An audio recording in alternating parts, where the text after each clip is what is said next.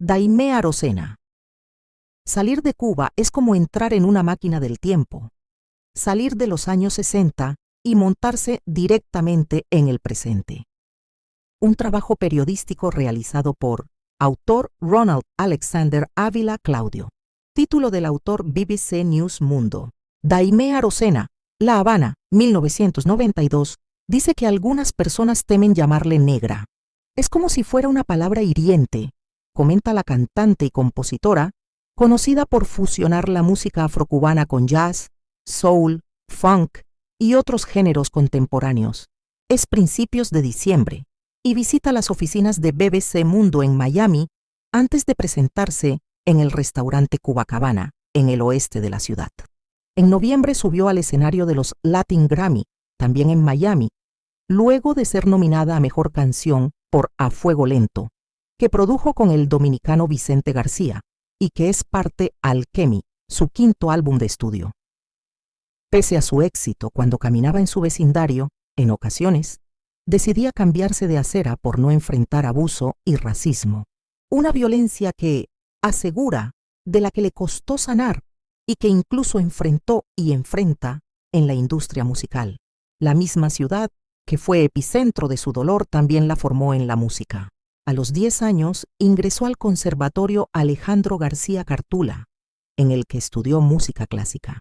La Habana también fue el lugar en donde conoció los géneros musicales presentes en su obra, que de igual modo está influenciada por ritmos yoruba, una fe que practica. Desde 2017 vive en Puerto Rico, luego de pasar un tiempo en Canadá, y de haber escapado de Cuba después de que el gobierno de la isla cuestionara su arte y lo tachara de capitalista.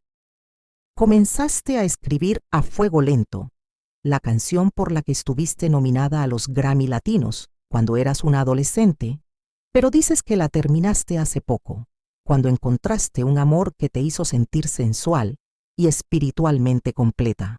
Fui una niña muy insegura. Si veía a un grupo de gente en mi misma cuadra, cruzaba a la otra acera. Prefería darle una vuelta al barrio antes que chocar de frente con la gente. Tenía una percepción muy distorsionada de mi físico y de lo que proyectaba. Y es que en Cuba el acoso es generalizado, no hay un filtro. En la isla, si te vas a lugares como Santiago o Guantánamo, hay mucha gente que es tan oscura o más que yo. Pero en La Habana, que es de donde soy, si bien hay muchas personas negras, no tantas como para que se normalice y no haya acoso. Me tomó mucho cambiar esa percepción de mí. Una de las cosas determinantes en mi vida para transformar esos pensamientos fue viajar por Europa, Oceanía, América Latina y también algunos países de África. Mi cosmovisión, cómo yo me percibía, cambió por completo. Foto: Daimé Arocena fue una niña insegura por el racismo que enfrentó en su Cuba natal. Por eso ahora es vocal con los temas relacionados a los discursos de odio. Hubo personas en esos viajes que comenzaron a decirme que soy linda. Es importante que los demás te hablen desde un espacio positivo. Una no nace con las dudas sobre sí misma, sino que te las hacen sentir los demás. Si creces en un ambiente donde las personas te dicen constantemente que eres fea, que por tu color de piel no eres atractiva, si hay personas que te monstrifican y comparan con un animal, de cierto modo empiezas a creer eso, y hasta que no se cambie el ambiente, pues tu visión se concentra en lo que la gente dice de ti. Es importante hablar alto y claro sobre esto, y que gente como yo, que hemos sufrido este tipo de ataques, y hoy estamos en otra posición, comuniquemos lo que vivimos para ayudar a sanar a los demás.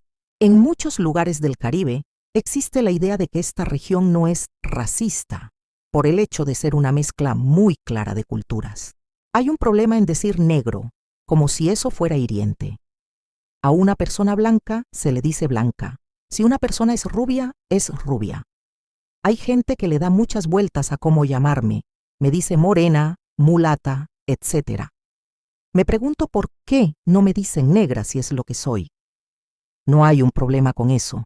El racismo está tan inoculado que no nos damos cuenta hasta dónde llega. Yo vivo en Puerto Rico. Recuerdo que cuando llegué y escuché una canción sobre la isla que se llama Preciosa, me llamó la atención que para describir a Puerto Rico decía que tenía la hidalguía de España y el fiero cantío del indio.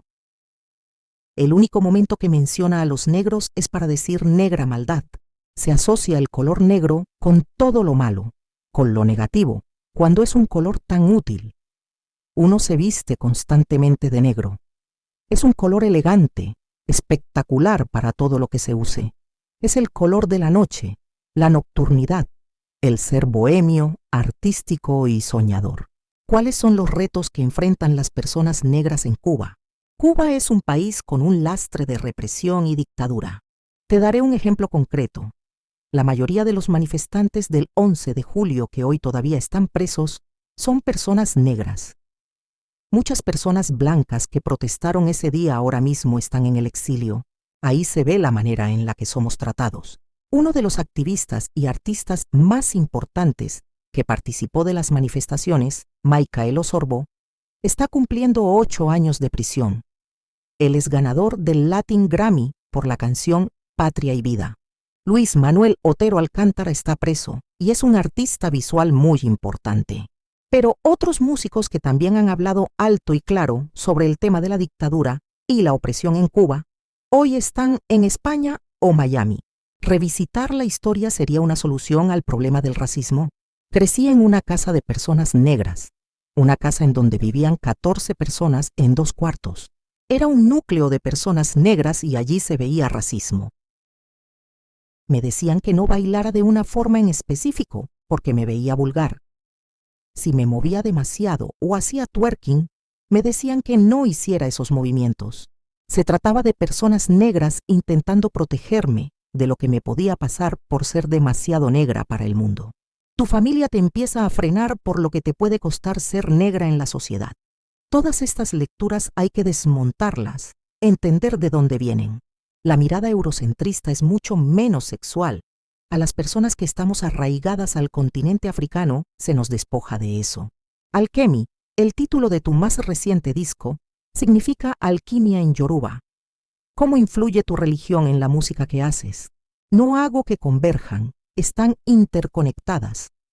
No hay manera que yo pueda desligar una cosa de la otra. La diferencia con otras personas es que no lo escondo. A la gente le da terror mostrarse tal cual es.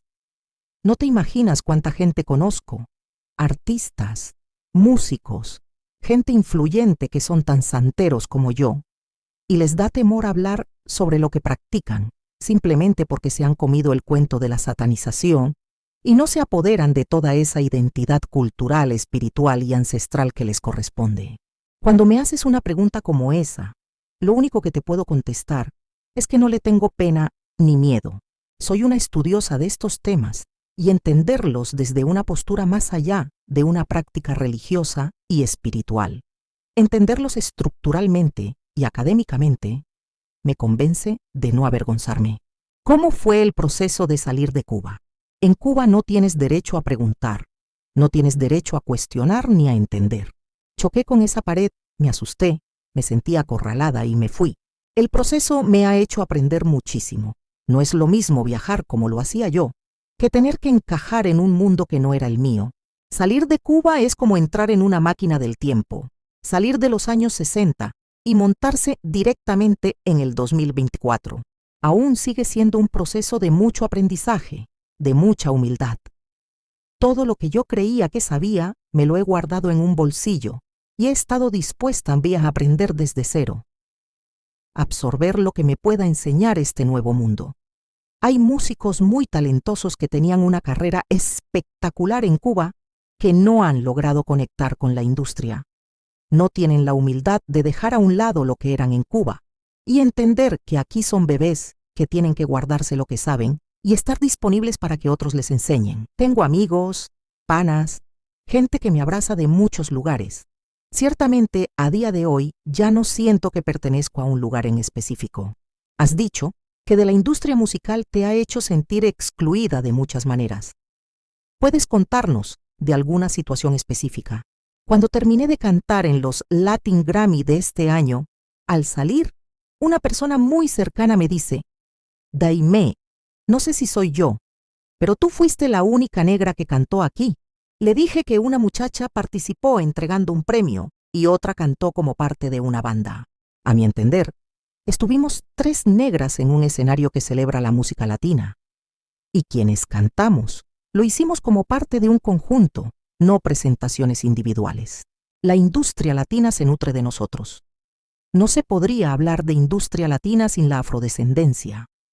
No se podría hablar de la salsa, ni de la bachata, ni del merengue, ni del reggaetón sin la herencia negra. Cuando pasa algo como lo que cuento, vemos un claro ejemplo de cómo la estructura de la música latina al día de hoy todavía no crea los espacios para gente como yo. Para la industria, la música es parte del mercado, lo que no necesariamente está mal, pero en su intención de vender y canjear, no concibe a las personas negras como visiblemente atractivas. La gente negra que canta este tipo de música, baila este tipo de ritmos, está bien para un espacio cultural, pero no para un espacio industrial. Está bien para un espacio folclórico, pero no para un espacio comercial. Para el proceso de crear Alchemy, te mudaste a Puerto Rico. ¿Cómo te ha cambiado la isla? Puerto Rico es un gran espejismo. Me hace pensar que estoy en Cuba. Me vende esa fantasía y yo se la compro. Es la misma tierra, es la misma playa, son las mismas olas, el mismo sol. Eso me hace bien. Puerto Rico me hizo entenderme como caribeña. Yo no sabía lo que era eso. Me ayudó a crear alianzas artísticas y musicales muy lindas con músicos tanto puertorriqueños como dominicanos con los que nunca antes había conectado. Esa isla ha cambiado mi manera de ver la música. Me ha hecho entenderla de una forma moderna. Yo venía de hacer música como se hacía hace 50 años, de una forma más tradicional.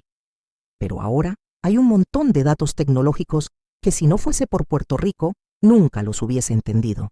Aunque antes viví en Canadá y viajé a muchos países, si la información no viene de una persona con la que puedes conectar, un hermano que viene de tu misma raíz, que te dice cómo la puedes usar y combinarla, no la internalizas. No importa cuántas veces pisé Europa, nunca entendí la música electrónica. No veía cómo podía combinarla. Tuve que llegar a Puerto Rico, escuchar a Bad Bunny y cómo en su música usa la bomba, un género local, para entender que esos mundos distintos se pueden combinar. Eso fue posible porque la información vino de gente como yo, de gente que nació con tambores en la mano. Escogí el mejor lugar del planeta para estar. ¿Te gusta esta cantante cubana?